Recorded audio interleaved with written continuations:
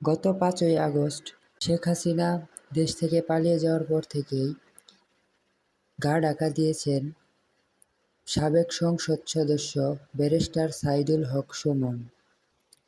Facebook, WhatsApp, mobile ফোনে তার সাথে যোগাযোগ করার চেষ্টা করা হলেও তাকে আর পাওয়া যায়নি। বুধবার ব্যারিস্টার সুমনের এক ঘনিষ্ঠজন মিডিয়াকে একথা জানান। তিনি বলেন, সবশেষ ৫ আগস্ট ব্যারিস্টার সুমনের সাথে কথা হয়।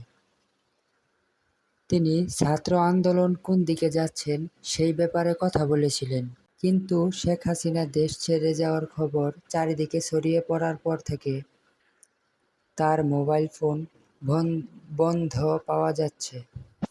ব্যারিস্টার সুমনের চেম্বারের এক জুনিয়র বলেন, গত ৪ আগস্ট ব্যারিস্টার সুমনের সাথে তার শেষবারের মতো কথা হয়েছিল। তারপর বারবার চেষ্টা করা হলেও আর তার সাথে যোগাযোগ করা যায়নি।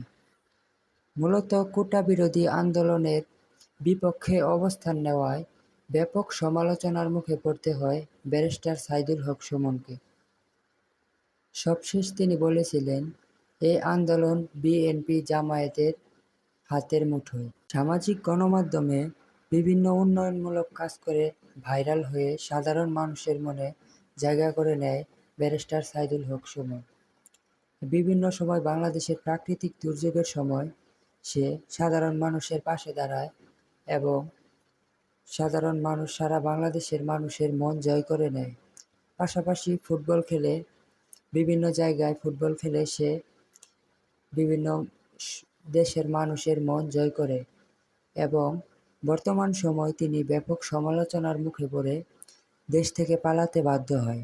সবশেষ জানা গেছে তিনি বর্তমান সময় তার পরিবার নিয়ে আমেরিকাতে আছেন।